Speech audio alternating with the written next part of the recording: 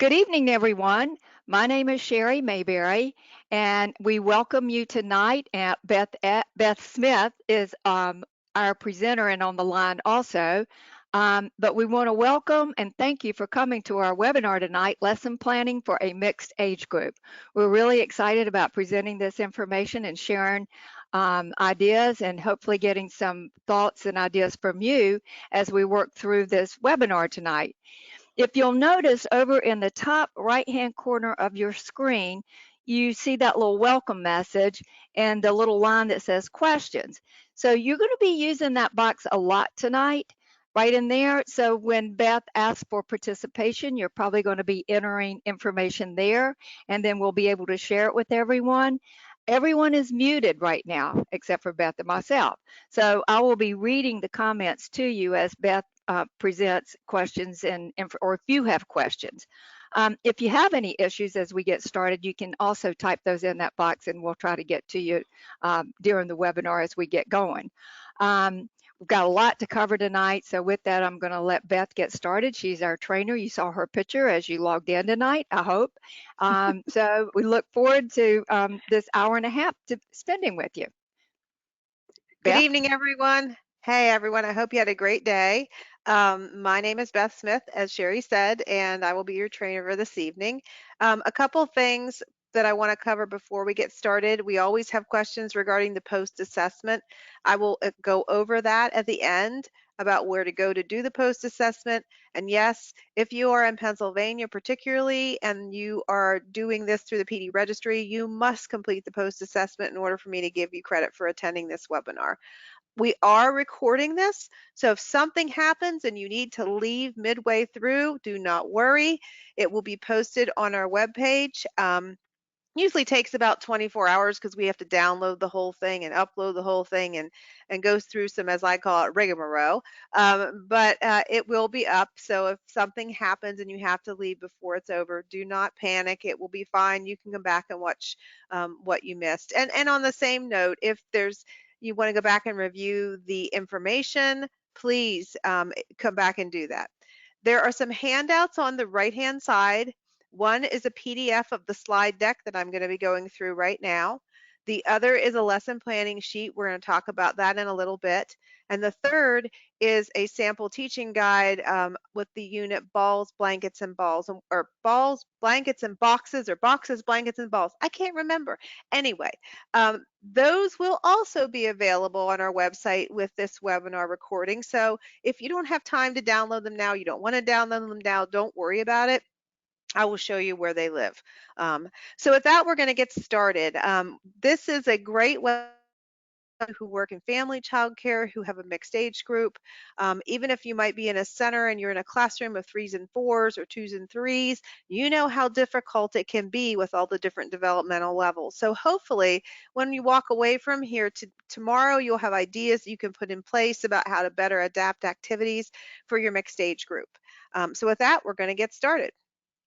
So here are my goals for you, which is the what will you learn? These are goals that I have for you as my participants, but at the same time, this is kind of sort of what you're going to be thinking about as you set your goals when you're working with your children and planning activities for different developmental levels that address many different developmental areas. So first and foremost, what does developmental level mean? That's one of the questions where you're going to be able to answer at the end of this webinar. Why is it important to keep developmental levels in mind when you're planning experiences? How can you adapt experiences for children at different developmental levels? What are the 10 key developmental areas? A little tricky there. What safety concerns must you consider? Because we all know toddlers and 4-year-olds are very different, and yet at the same time I had one of those 4-year-olds that tended to like to put things in his mouth. So we're going to talk about that too. And why is it important to engage with children during experiences? And that means you engaging with the children as they're doing the experiences, asking open-ended questions. We just did a webinar about that about 2 weeks ago. Some of you were probably on that webinar. But why is it important for you to engage with the children? So we're going to practice using that little question box that Sherry mentioned up in the upper right-hand corner. And what we're going to do is you're going to type what you think I mean, or what people mean when they say developmental level. In other words, what does that mean to you when you hear the term developmental level? What does it mean? So in the question box, you're going to type what you think that means. Sherry's going to unmute herself and she's going to read some of them. We have a very large group tonight, so we won't be able to read everybody's, but she'll read through some of them because we do need to keep moving, but it's really important, and I try to make these webinars as interactive as possible because it's so important to hear what others have to say because we all learn from each other. So go ahead and type in what you think developmental level means to you. And also be aware that I'm not going to share names. I'm just reading responses. So don't worry about that. So, okay, to me it means what level the child is ready to learn at. I think it means learning at their own age-appropriate level of learning. The stage a child is at both physically and mentally is at a certain time. Child's ability, no matter what age they are. Stages of learning. To play and teach with the child in a manner that particular child will understand. I think where the child is at the present. Developmental level is the place where each child is able to understand something. Developmental level is this stage a child is at. We got lots of responses. A child's level of learning, how they learn from their ages and stages they are at. Developmental level is the level the child is at physically, mentally, and emotionally, not determined by their chronological age. To me, it is where they are individual at on the milestones. Meet them where they are. And that's a great one to stop with. Meet them where they are. Thank you, Sherry. Everybody did a great job, and I'm sorry if we didn't get to your responses, but it sounds like everyone did a great job using the question box, and you have your thinking cap on. Wonderful. So developmental level is exactly what you all were describing. It's a progression of skills in a particular area. So it could be a progression of skills related to physical development. It could be a progression of skills related to language development. Could be a progression of skills related to social and emotional development. So when we talk about developmental level, somebody mentioned milestones. That's sometimes how it's referred to, or a stage. But the key thing here is that it's very different for different children and it's different for different developmental areas. And what do I mean by that? Well, what I mean by that is, let's say you have a 2-year-old and that 2-year-old has amazing gross motor skills. I mean, maybe they can even ride a tricycle or they can get on a scooter or who knows, but their gross motor skills are beyond where the normal developmental stage would be for a 2-year-old. However, maybe in another area, say language development, maybe they don't say a lot. They listen, but they don't speak a lot. So when you think about developmental levels, it's important to also consider the area because not all children are on this wonderful linear path. In fact, very few, I would say, probably are. You usually find that there are different areas where they are maybe above the average developmental area level, or in some areas they may be still working to get up to that average. And so that's normal. I mean, that is completely normal. We sometimes, and when I was teaching kindergarten, it used to drive me crazy because I had parents who just wanted their child to be the best at everything and to be ahead of everybody and to be reading on a 3rd grade level and doing math on a 5th grade level. And that's not how this works. Every child is going to develop at their own pace and at their own rate. And part of your job, what makes this super challenging with a mixed age group, is you've got children all over the place, right? So you may have some children that are able to use scissors, but you may have some children that cannot even begin to use scissors. And so this makes things very challenging for you. Okay, so this webinar is going to talk about how to adapt activities for all these different developmental levels within the developmental areas.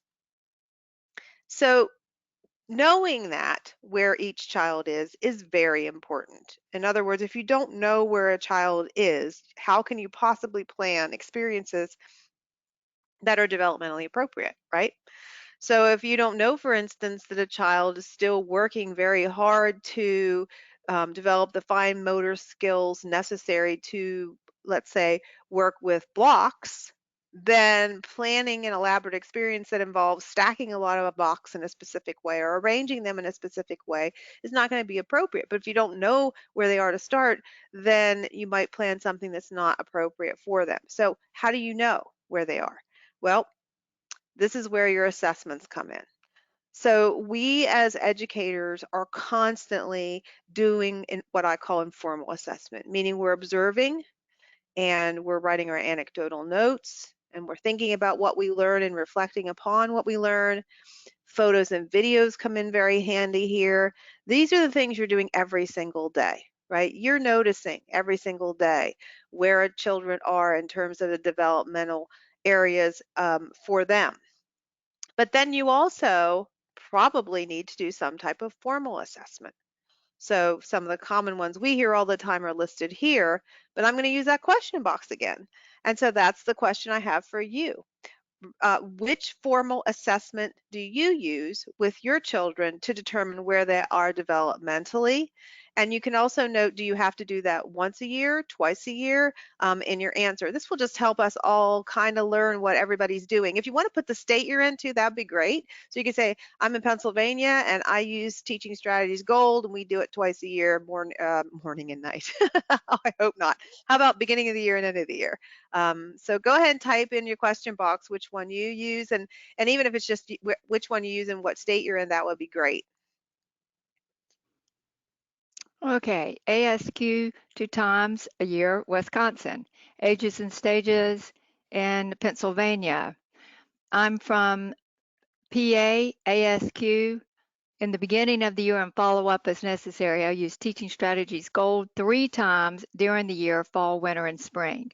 Ohio, ASQ 3 times, which I'm assuming they mean 3 times a year, ASQ, and ASQ SE2 once a year. Teaching Strategies Gold 3 times a year. I'm in Pennsylvania. We do it twice a year. We use Teaching Strategies, Pennsylvania. 4 times a year, ASQ Ohio. In Philadelphia, we use Teaching Strategies Gold in Ages and Stages, ANS on for onboarding in the morning, and Strategies Gold twice a year. Let me see what else. What other? Let me see if I can find another state. Minnesota, my IGDI apostrophe S once a year. ASQ, don't have that state. Nebraska, we do it 2 times a year, but no formal assessment. Palm Beach County, I'm assuming Florida, Gold, ASQ, all of them. Okay, so we have a good mix of formal assessments that you all do.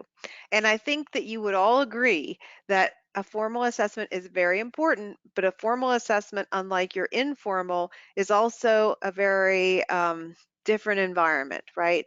It's not as every day, let's just say, right? So you're observing the children every day as they play, especially during free play.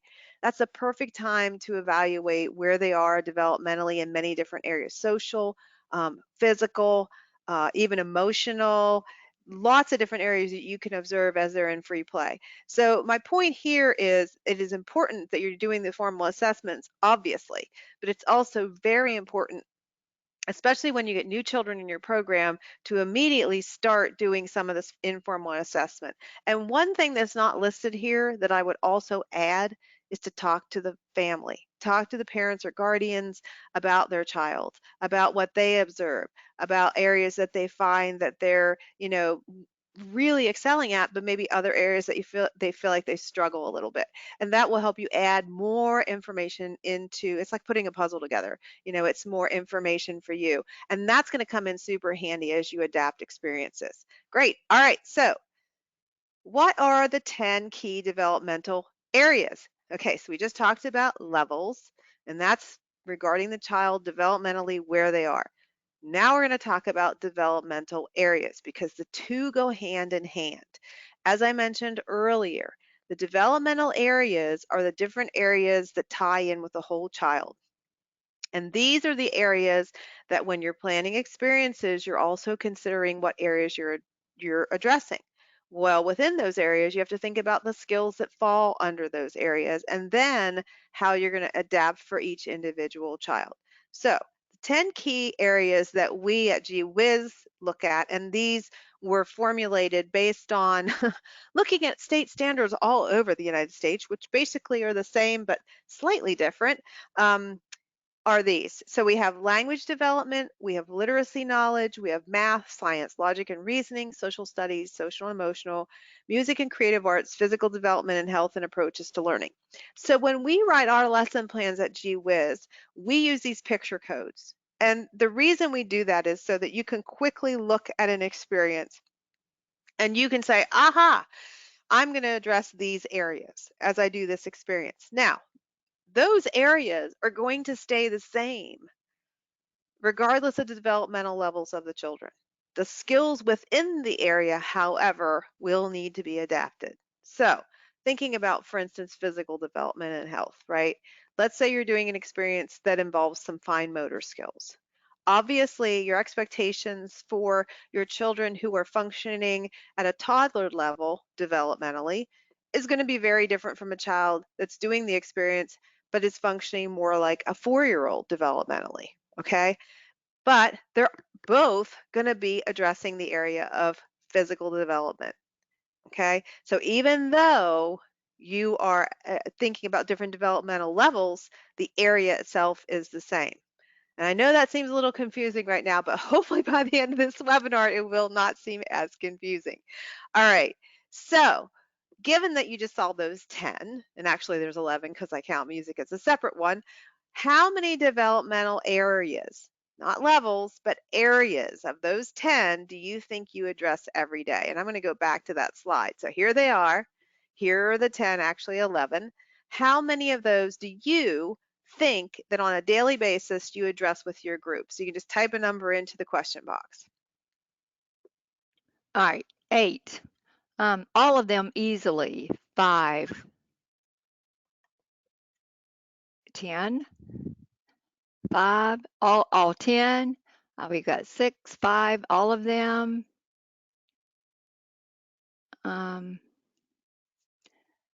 7, so across the board, 6 to 7, 7, 6. So, Okay, so you think you're probably addressing most of them. And you're going to be surprised, I have a feeling, when we get into this, how many more you actually might be addressing.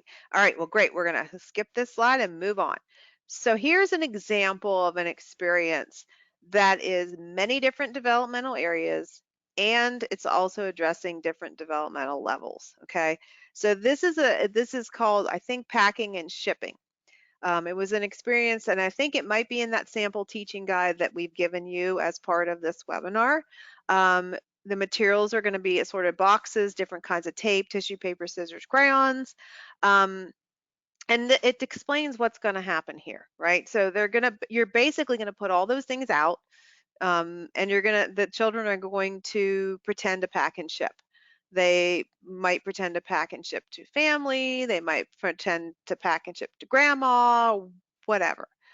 Obviously, your toddlers, twos, and threes, and when this is stated here, this is developmental age, not chronological age. Same thing here, developmental age, not chronological, are going to approach this naturally in a different kind of way. They're going to love putting things in and out of the boxes, right? But they're probably not going to get that into the dramatic play aspect of it because they're not developmentally ready for that. It does open the door, however, for you to talk about in and out, and this is where we talk about engaging, right? We're going to ask questions, we're going to engage with the children, and they're also naturally going to figure out what fits, quote unquote, and what does not. All right. But now, when you talk about developmentally your fours or advanced preschoolers who are maybe beginning to talk about or just play around with writing in their own way, um, they could dictate an address for you to write on the box. You can also talk about the three-dimensional shape of the box, that it is It is a rectangular prism, or perhaps it might be a cube. Um, and they can pretend to deliver packages, they can pack, they can repack, they can count how many things they could put in the box. There's so many things that you could take this one experience and go way deeper with it for the children who are ready. But at the same time, they're all building fine motor skills. They're all problem solving.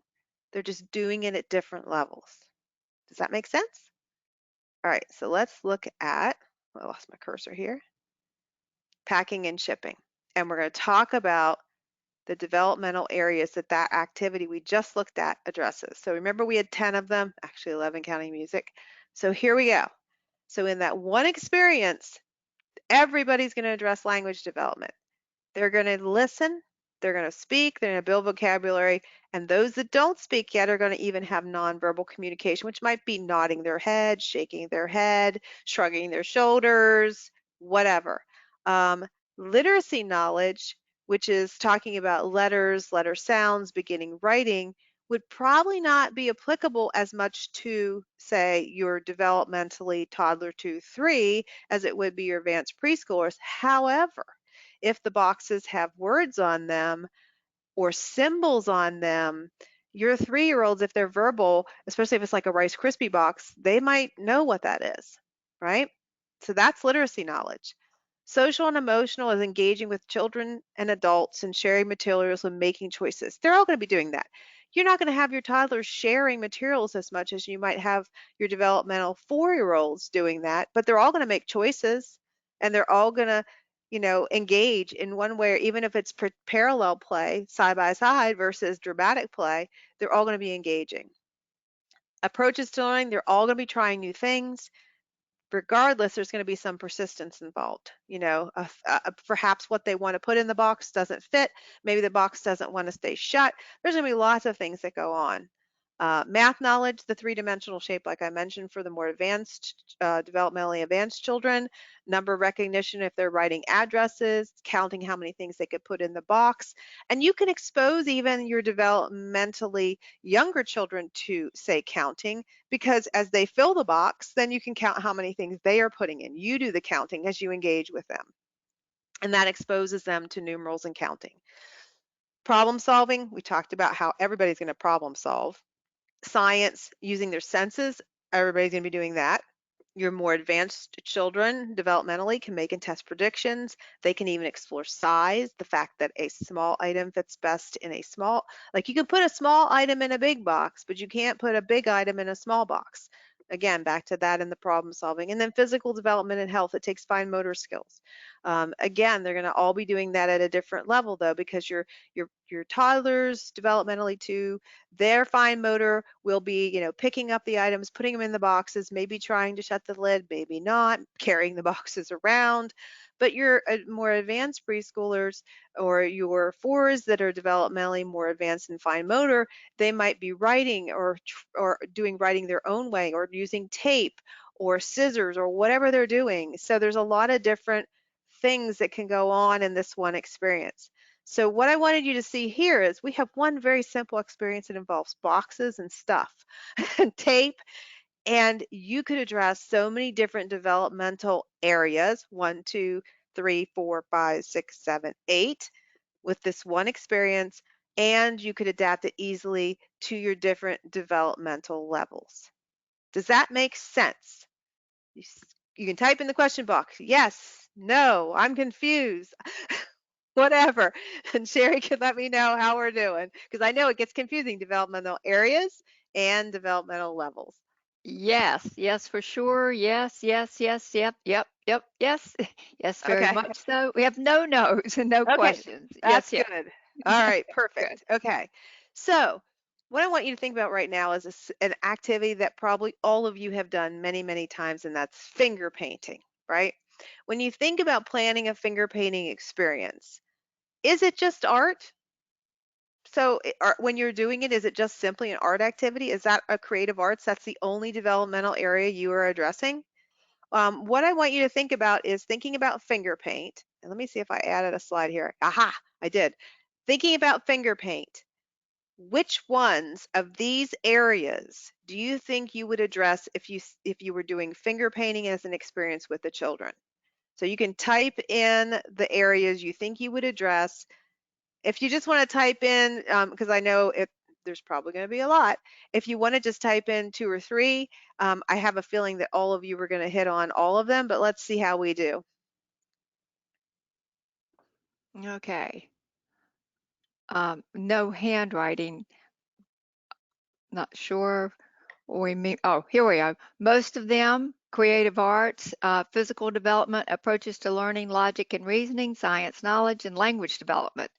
Um, Language and math, science, physical math, um, fine motor skills, all of them. Math, science, language, and fine motor and art. Language, math, logic and reasoning, language development, creative arts, physical, emotional development, approaches to learning, and science. Creative art, and science, and math. Music, creative arts, social, emotional development, and language development. Science, social study, emotional and language and physical development, all of them. Physical development, pretty much all of them. Um, and let's see, approaches to learning, math, physical development. And if you're driving and listening to this on the phone, don't worry about it. Don't even worry about, don't, please don't text. Just, we got you. Oh, no, no, no, no, no. Yeah, yeah, All yeah. right. It Language sounds development. Yeah, go ahead. it sounds like everybody has their thinking caps on for sure. Yes. Oh, back up 1 second. You could definitely address all of these areas in a single finger painting experience. Um, Obviously, with language development, your more advanced, developmentally advanced children will be able to verbalize as you engage them by asking open-ended questions like, what do you think is going to happen when, and what actually happened? Why do you think that happened? And tell me about your art. They can definitely talk to you.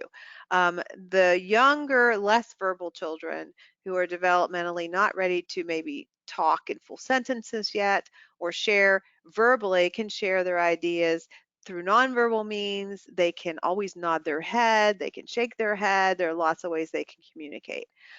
Literacy knowledge for those children who are more advanced and who are beginning to learn to write their names. When they're done with their art, they can use their finger to write their name in their art. Math knowledge, talking about how many colors they chose to start with, how many colors did you end up with. Science knowledge, again, talking about how colors mix and make new colors, how does it feel, how does it smell. The sensory part of it would be very appropriate for discussing with your toddlers twos and threes, and then your more advanced children can get more into primary, secondary colors, those kinds of things. um, Logic and reasoning, what do they think is going to happen when they do this? Did it turn out the way they thought? If it didn't turn out the way they thought, how could they do it a different way?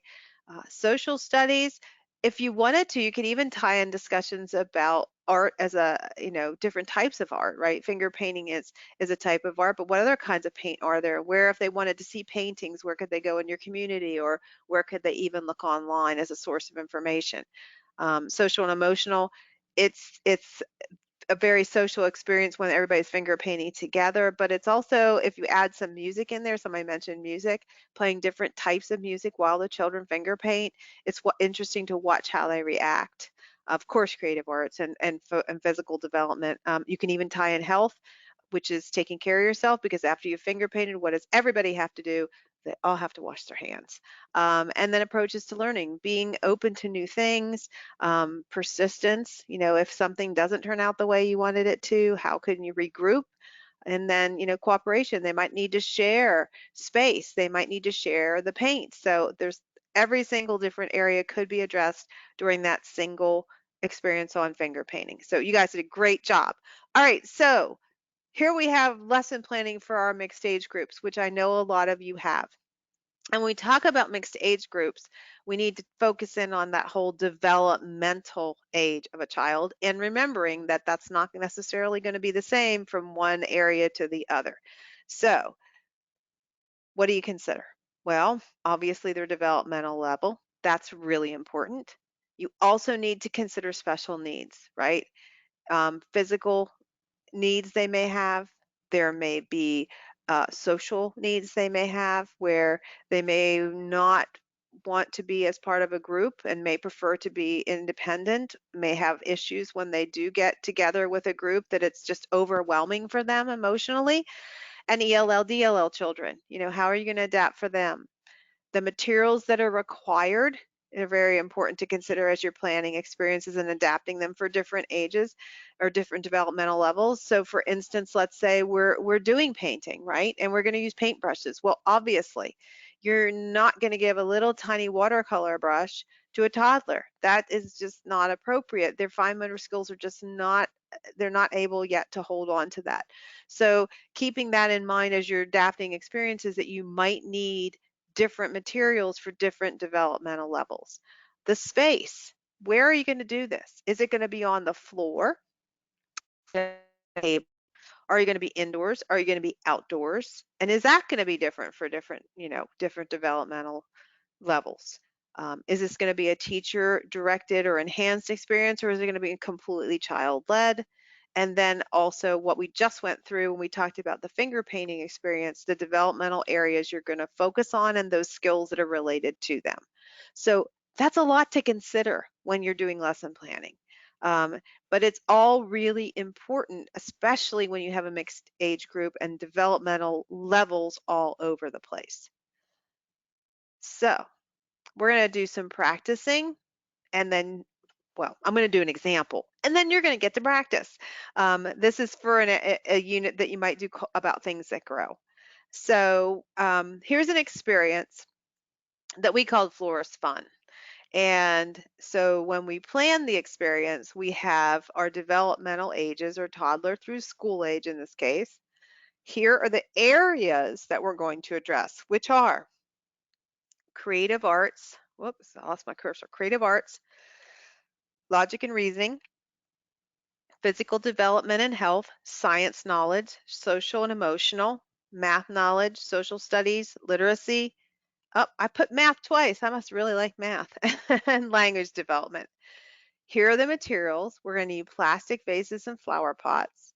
We're going to need silk or plastic flower stems with the ends wrapped if they're sharp. We're going to need a toy cash register with play, paper money, no coins. We're going to need notebooks and notepads, and we're going to need to have access to empty shelves or a table. All right. Now, here are the skills that might be required to do this experience as I'm thinking about it. So, putting the flower stems in the plastic vase or the pot, which is fine motor, patience and persistence, which is approaches to learning, the ability to problem solve and think creatively, which is obviously logic and reasoning, engaging in dramatic play with or without others, sharing materials, language, engaging with you, the adult, or other children, and asking for help, beginning writing for those children who are more developmentally advanced, counting skills for those who are more advanced, and background knowledge of common jobs in the community. These are all the things that prerequisites, so to speak, or things to keep in mind as you're planning this experience that the children may need to be able to do. All right, so what else do we have to answer? Well, we have to answer where we're going to do this. We have to answer how we're going to do this. And we have to answer when in the day this is going to occur.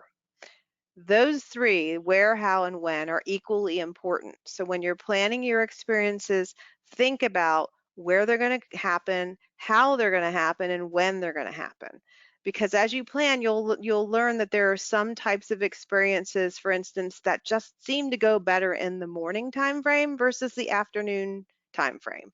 There are some experiences that would do much better outside than they would inside, or vice versa. So all these things are really important to think of when you're planning. So for the Florist Fun, where is indoors or outside, whichever we choose to do that day based on the weather. And we're going to do this during morning free choice play. And how are we going to do it? Well, here are the steps. We're going to set out the materials and let them use them in any way they want as they pretend to be florists. What we're going to adapt is for developmentally, remember this is developmental toddlers and twos plus any threes, fours, or advanced preschools that have limited fine motor control for whatever reason. For these children, we're going to choose vases that are plastic or pots that are plastic that have large openings. And we are going to be actively describing what these children are doing as they play. So as they put the flowers in the vases, we'll talk about the flowers, we'll describe them, we'll compare and contrast them, we'll count them, we'll talk about the colors and if they're tall, if they're short. This will all help these children build important language skills. Then for our threes, fours, advanced preschoolers, and even school-aged children, um, we can encourage them. Maybe they'll set, maybe with all these materials, they'll decide to have a florist shop where they can pretend to buy and sell and make floral arrangements. That can be up to them. But again, as we engage with them, we can talk to them about how many flowers they've chosen to put in their vase, and they can compare and contrast. If you have ELL and DLL children, you can use their home language and English to describe the flowers and what they're doing with the flowers. The point here is that you have to think through the entire experience for multiple developmental levels because that's what you have, right? That's what you have. So you have to think about, okay, I have a child who maybe doesn't talk a lot and doesn't use a lot of verbal skills. Well, how can you help that child and how can you adapt this experience to better meet them where they are? Someone said that at the very beginning, meeting them where they are. That's super important. So what this does is it just helps you think through that whole process for the different children. And what I encourage even those who are using our curriculum to do when we do training on curriculum, what I will say is when they read through the lesson plans, think about each child as you read the experience. So how is Jose, which adaptation is going to work best for Jose? And do I need to make any more adaptations for him? Versus, let's say Elizabeth over here, what adaptations do I need to make for her? Which way would work best for her? Are there other materials that could really make this experience more immersive for her? So you have to think about each individual child because they're going to approach the experience in a very different way based on where they are developmentally. Okay? All right. So here are the areas as we do Florist Fun, and we did that when we saw the little picture codes, but to go over them one more time. So the developmental areas that we address as the children are playing with the vases and the flowers and pretending, obviously language developed both receptive and expressive. It's sensory, they're making and testing ideas, they're exploring the natural world. If you had like this time of year, you might actually have real flowers in your garden that they could use, which would be awesome. Um, but in the winter, obviously, that's a little more challenging. You can always buy them at the grocery store, but you have to be careful too because some flowers are toxic. Math knowledge, comparing and contrasting and counting. You could even go deeper with school-age children where they could measure the flowers to see how long they are and they could graph that information. Social and emotional, engaging with the others, sharing material and self-regulation. Just even for a young a, a 2-year-old or a child developmentally too who's learning to work with the fine motor control needed to put the flower in the vase, that can be frustrating if it doesn't want to go in there exactly right, and learning how to work through that. Creative arts, dramatic play, obviously fine motor skills and eye-hand coordination, problem solving, how many flowers will fit. Obviously, in a vase that has a small neck, you're not going to be able to put as many flowers as you are in a vase that has a much larger neck. And beginning writing, if they do choose to pretend to be a florist, they could take orders and write down what the person wants, and jobs in the community.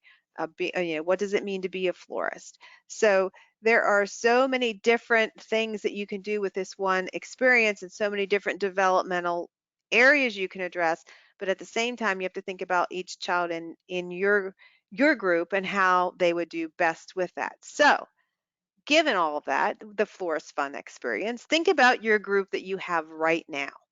So if you were going to do this activity with your group, are there any additional adaptations you would make? Or if you have, let's say, a lot of children who are developmentally about 2, which way would you choose to do this? Or which way do you think would work best with your group? And you can just type your ideas in the question box. Sherry won't read them all, but she'll read just a few of them. Beth, while you were sharing this experience, we did have a response from a provider that said, I have a mixed age a mixed age family home daycare. We tie-dyed shirts last week. All my kids could spray colors except for my mentally delayed student. So I gave it to her and let her think she was spraying. I poured the dye on the table and let her roll and splash in her shirt, and the colors in her shirt came out most vibrant. So she adapted it to that one child that just needed a little bit of different approach. Exactly, But it was great. exactly. And they're all making the shirt and they're all engaged together, but you're just doing it slightly different Yeah. for that child, which makes it's so much better for them too. I think it would work well as a child-led activity, but the teacher provides open-ended questions to expand their thinking and learning. Exactly. Did the open-ended questions last week or what, 2 weeks ago, whenever it was. Yep. That's okay.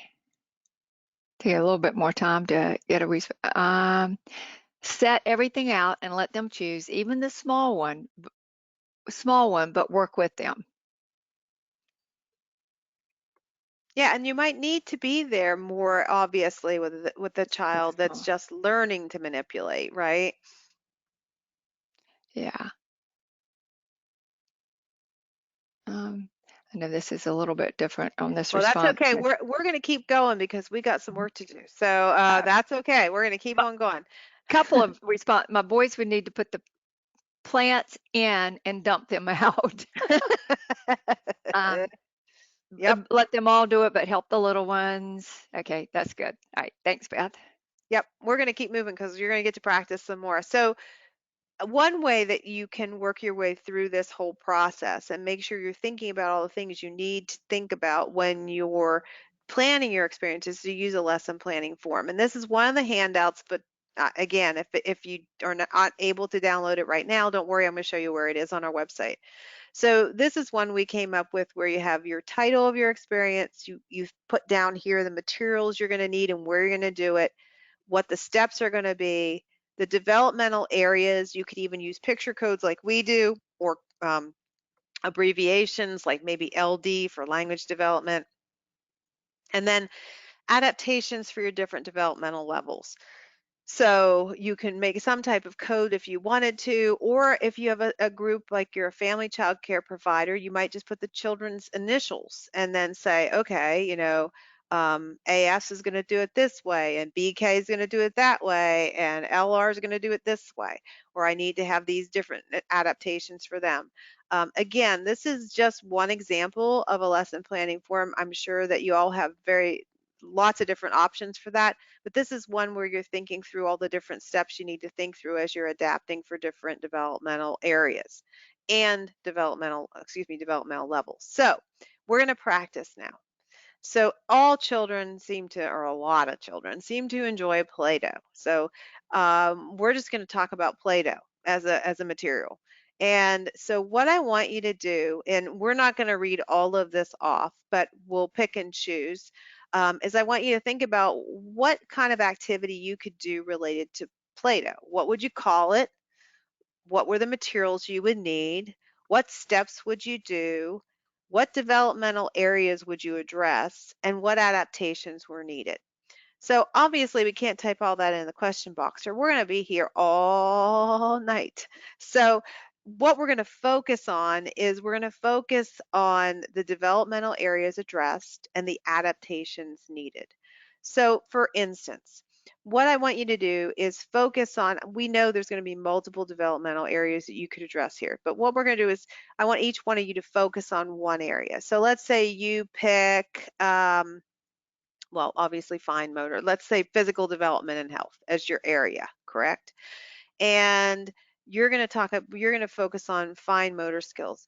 What adaptations would you need with Play-Doh for, say, a child that's developmentally a 2 versus a child that's developmentally a 4?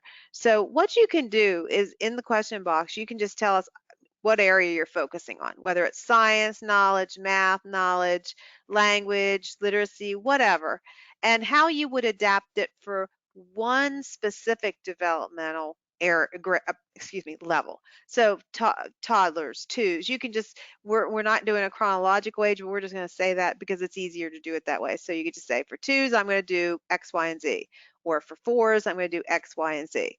and to mention what area you're going to develop. So type what you think in the question box. I don't know if I put, let me see. No, I did not. We're going to practice again. The 10 developmental areas back up there, but I can put them back up there. But really, I want you to focus on the adaptation aspect of this. If have children in your group who have a special need, for instance, like the person mentioned about the shirts, how could you adapt playing with Play-Doh to that specific need? Or if you have a bunch of toddlers and you want to adapt it to them, how would you do that? So just share your ideas in the question box. And we again, we can't read everybody's or we'll be here all night, but I do want you to practice a little bit thinking about how you could do that.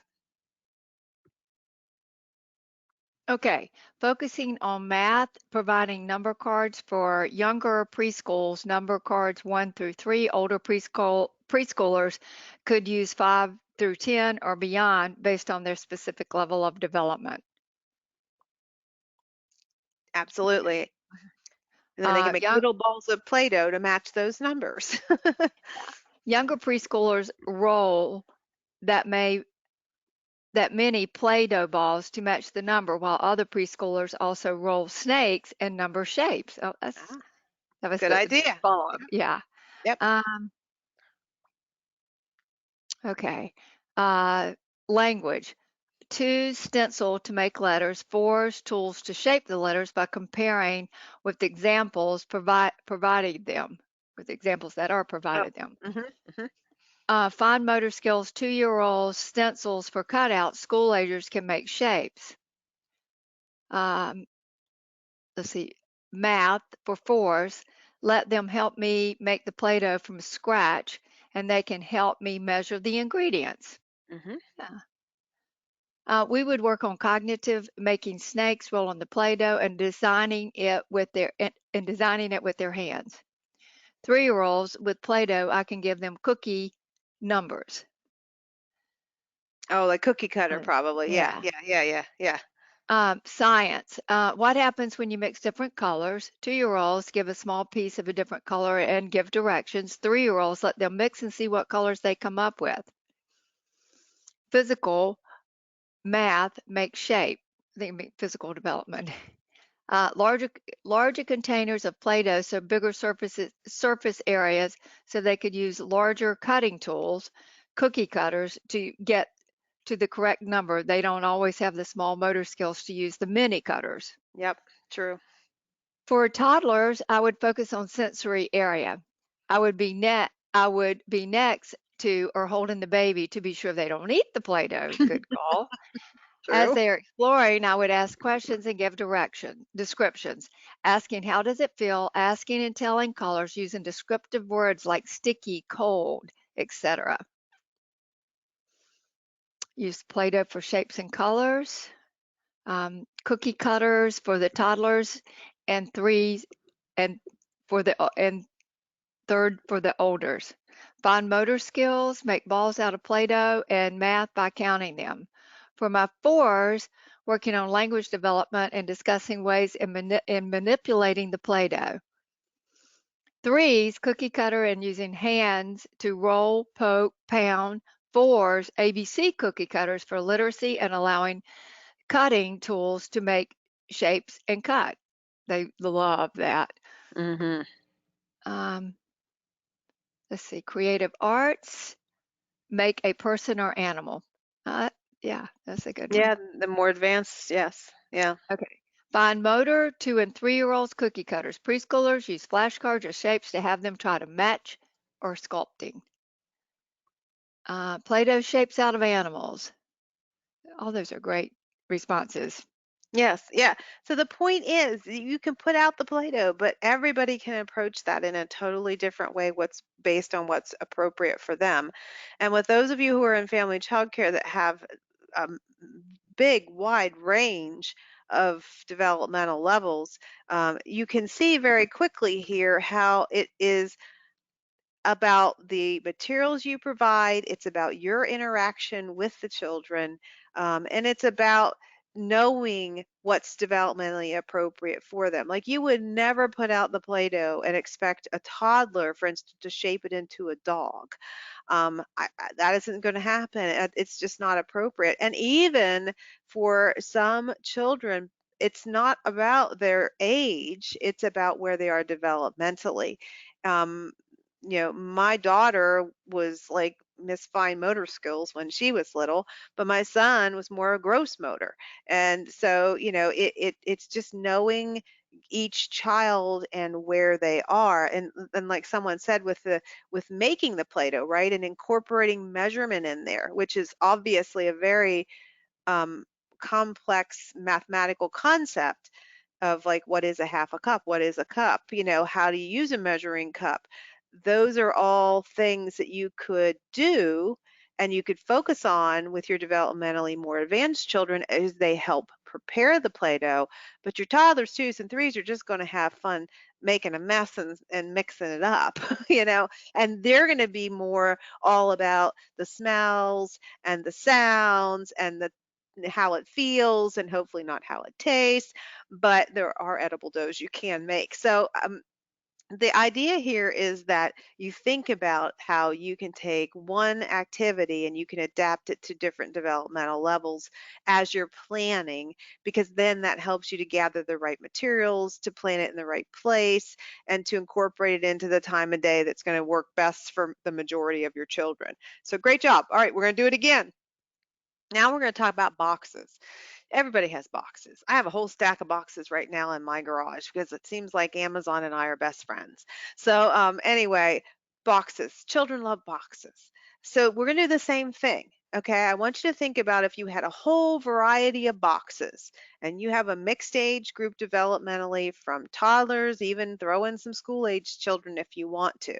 Pick an age, a developmental age, and talk about how you could adapt using the boxes with those ages. So, how would you use them with children who are developmentally more of a toddler? How would you use them with children who are developmentally more 5 or 6 years old?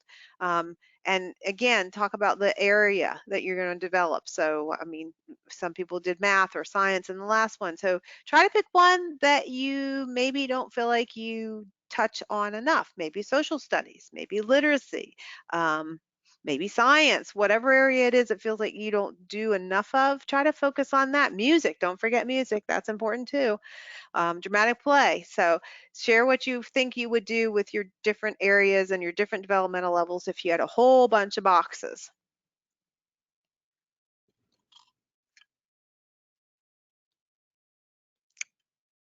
There was one response I'll read while everybody's getting their thoughts around boxes about the Play-Doh. It said I would introduce it in a closed bag where they can put their hand in the bag and then ask them what they feel. I would adapt it to them while they pull it out and let them create something out of the Play-Doh. That's a great Ah, idea. Okay. All right, now we're moving on to boxes. Social and emotional. Encourage younger level preschoolers to share and take turns, while older level preschoolers are encouraged to collaborate and work together to use the boxes.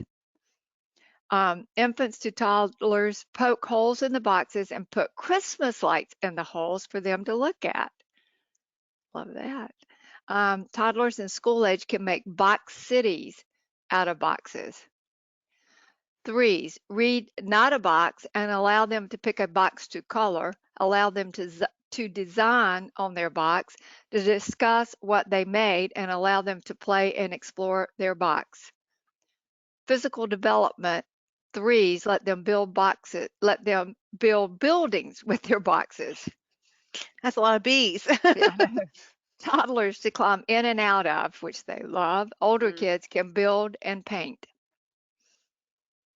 Um, Make the boxes into spaceship.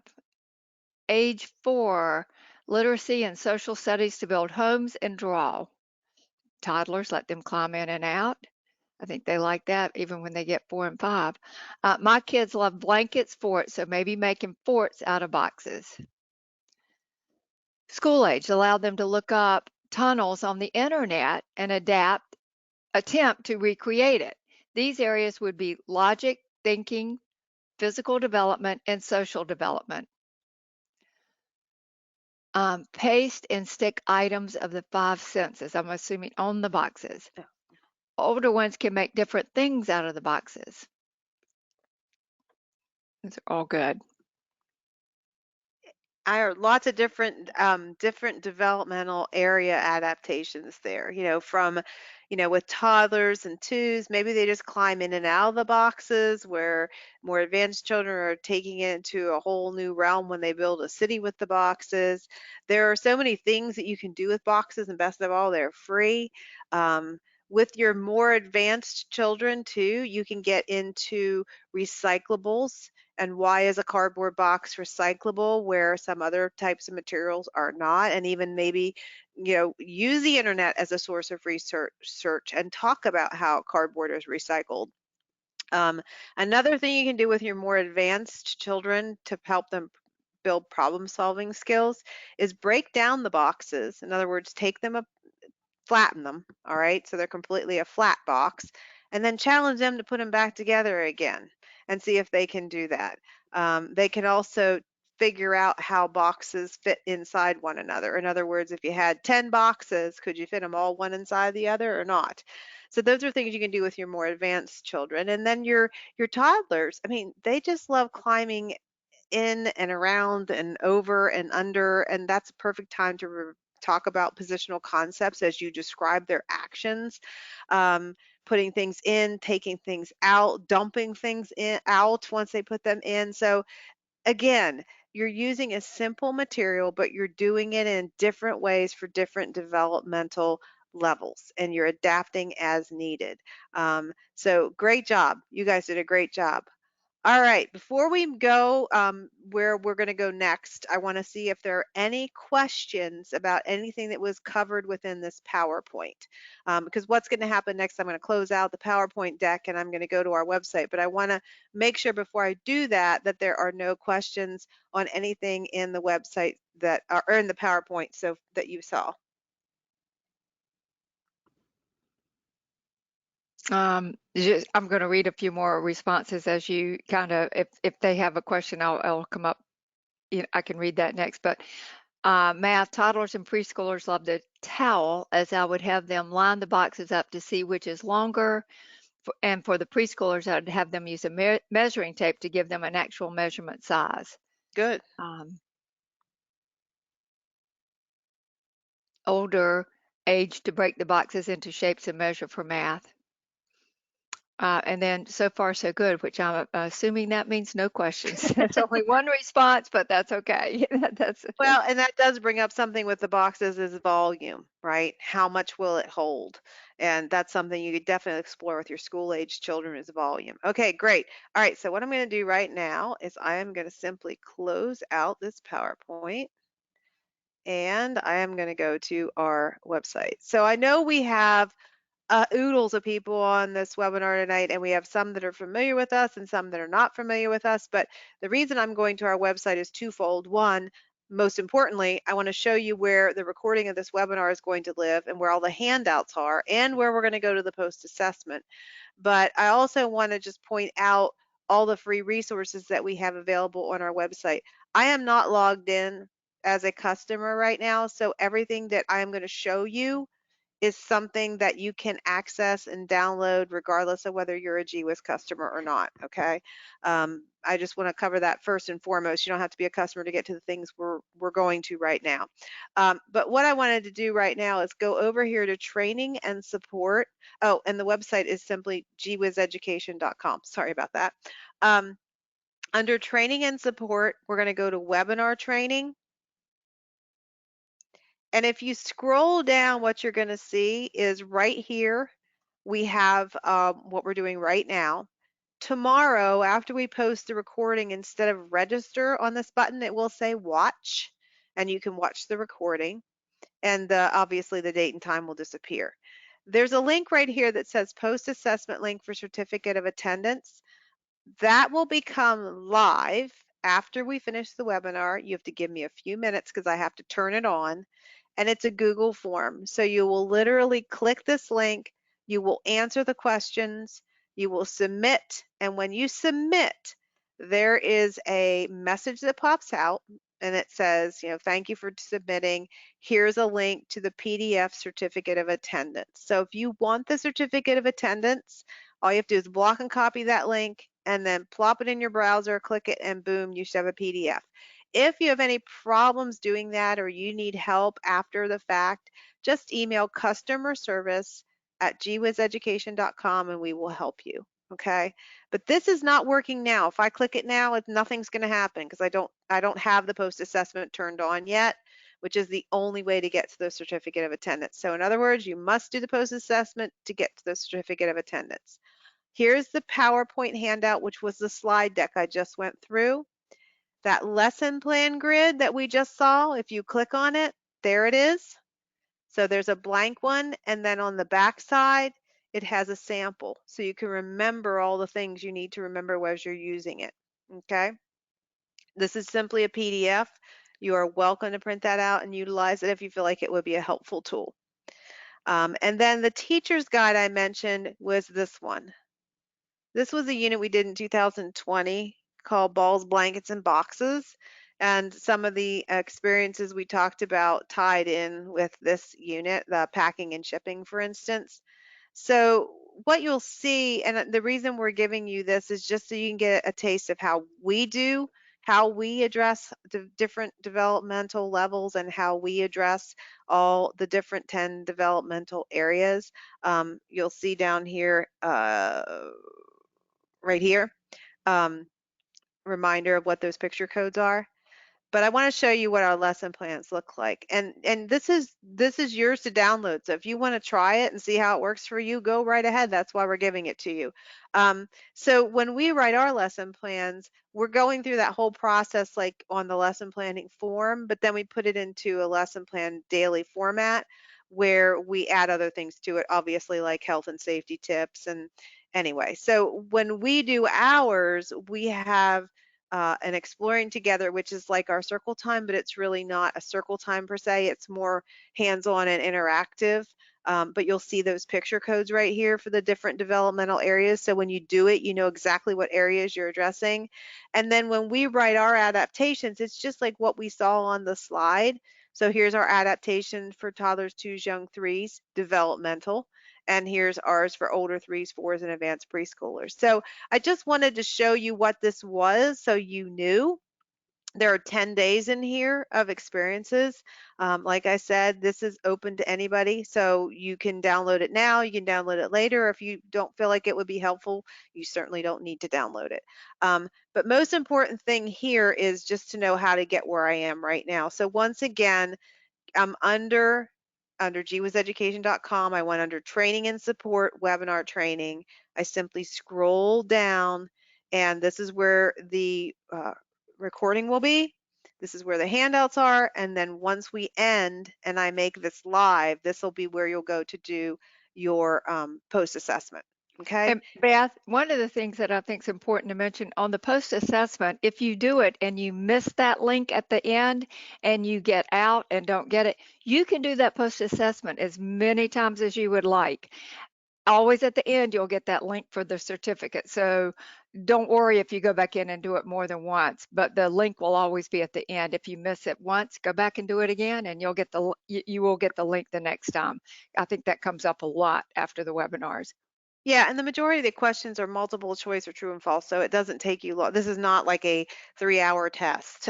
This is not an SAT. It is Pretty definitely simple. not that. It's pretty simple, and I think everybody, given what you've shared tonight, will do great. So that's a good point, Sherry. Now, if you scroll down on this page, we mentioned just a minute ago, this one we just did for a webinar, what, why, how, the power of open-ended questions.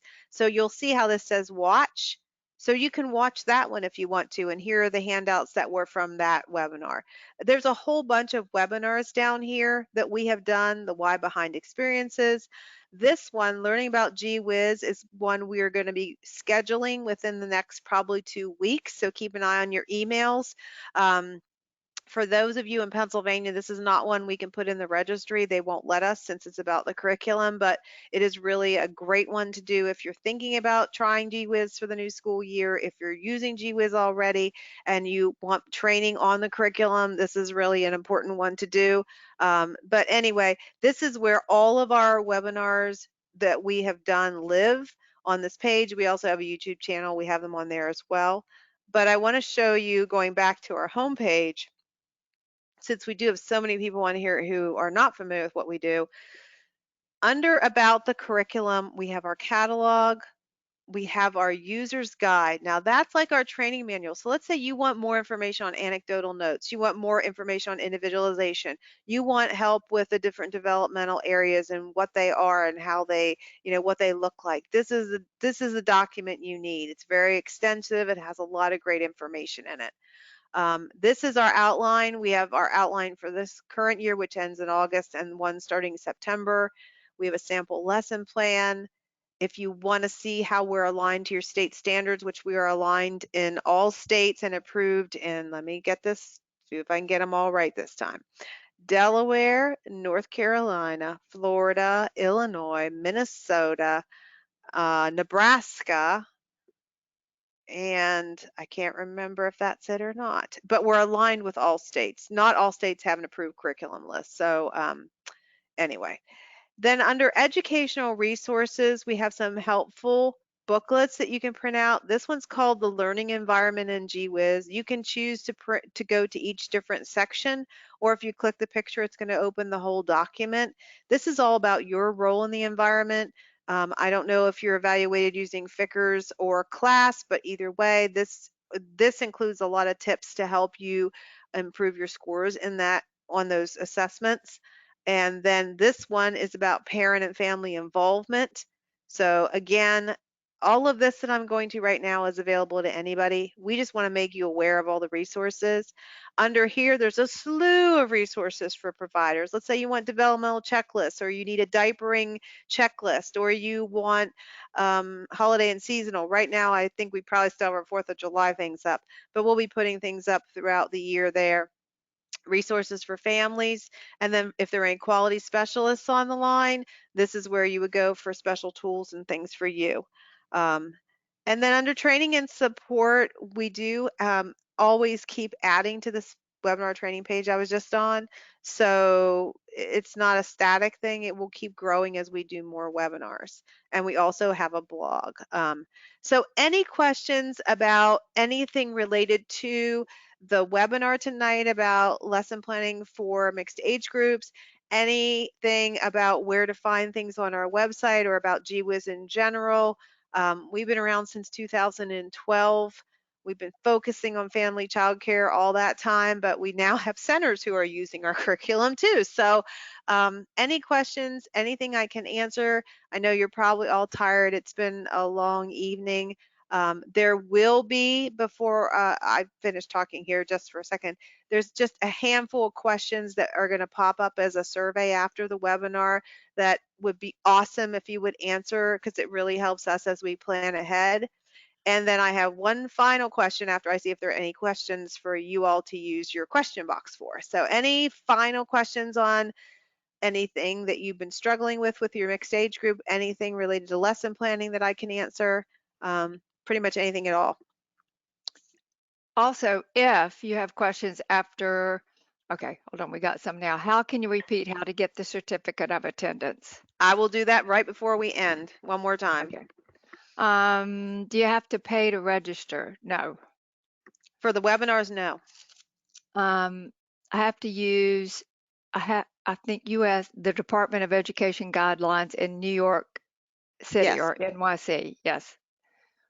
We are aligned with New York State standards. I don't know what the guidelines are in New York City. I know that things were in flux. We have a provider actually up in the Bronx who we've been working with, and I know there's been a lot of things, I'll just say, going on in New York City. So yeah, I mean, if there's somebody we can contact about that and reach out to, we're more than happy to do that. And then no questions. Also, just to let you know, after we finish, if you have a question 15 minutes from now and you're like, oh gosh, I wish I'd have asked that, that always happens to me, then you can go under, where is it, Beth? Under send us Um, an email, training and support, right under the webinar training, and pop us in a question and send it there, and we'll try to respond as quickly as we can.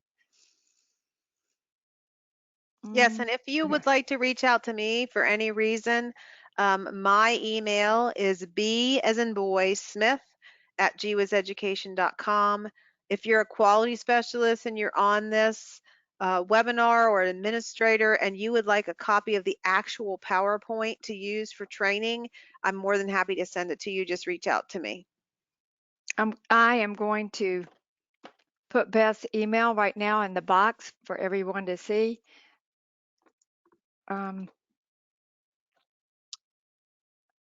Okay, so you should see her email. No questions. There we go. And then I'll also put mine. It's pretty simple. As long as you got gwizeducation.com, you're good to go. Okay, let's see. No questions. Okay. Yes, Okay, the one. Go one ahead. more one more question, or you said no more No, no, questions? no. She's Okay. lady responded. She's from the Bronx, one of the Ah, providers through All Our Can. So good. okay. All right, great. Well, I have two questions for you. First one's an easy one. Do you feel like after attending this webinar, you have a better idea of how to adapt activities for different developmental levels? Yes, no, a little bit, maybe, somewhat. Give me your answer there, and then I'll ask you my final question. And I'm probably not going to read those. I'm just going to let you respond, because I think that, yeah, we'll have a lot of responses, which we already got them coming in because that's a quickie. Um, Mostly yes, so that's good. All right, so Um, then my final question for you really has to do with your needs. So we are always looking for topics for new webinars.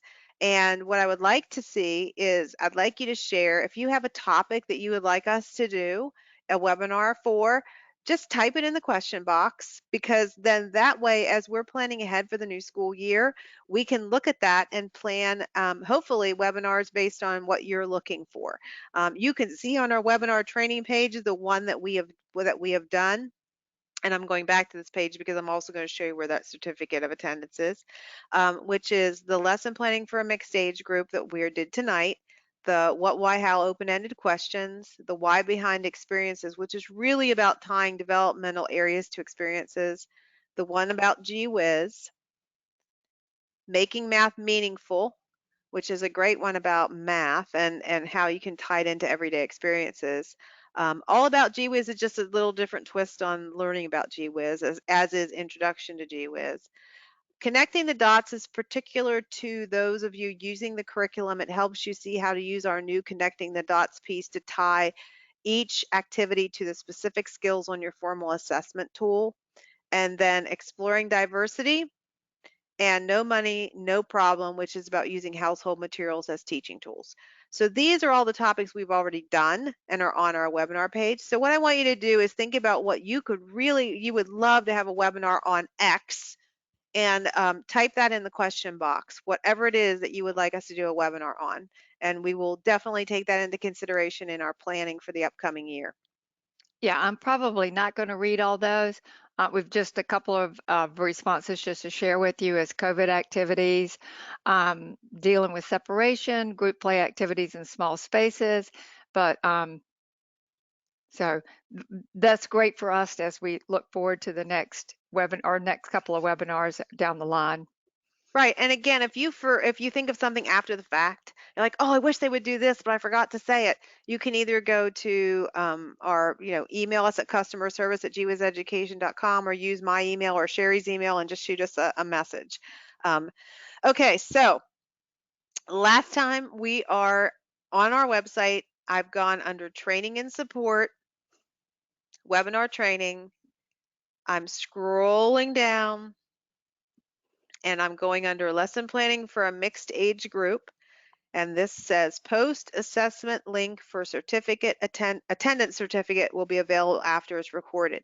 If I click it right now, it's not going to work, but see, it does have a little hand there. If you give me just a few minutes after we finish up here, I will go out, make it live, and then you should be able to click it right there where it says post-assessment link on those words, and it should open up the Google form for you, and it's very self-explanatory as you answer the questions and then hit submit. Again, if you are in Pennsylvania, you must complete this in order for me to give you credit for attending, and it'll be probably tomorrow sometime when I go in and review all of this and then update the registry. It takes a while. I have to cross-reference a bunch of things, but I will get to it. If for some reason you by the end of the week don't see that I've given you credit, please reach out to me, because things do get crazy and I do occasionally forget things. So anyway, any last minute questions, any concerns, anything I can answer, Sherry can answer? Yeah, and just know the recording will probably be tomorrow about, I don't know, mid-afternoon before we get the recording up, just because it takes a while.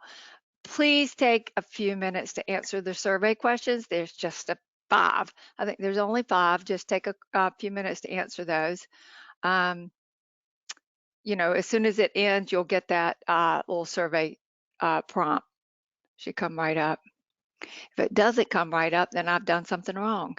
So let's hope it does. Any last minute questions, comments, concerns, anything we can Yes. answer before we end?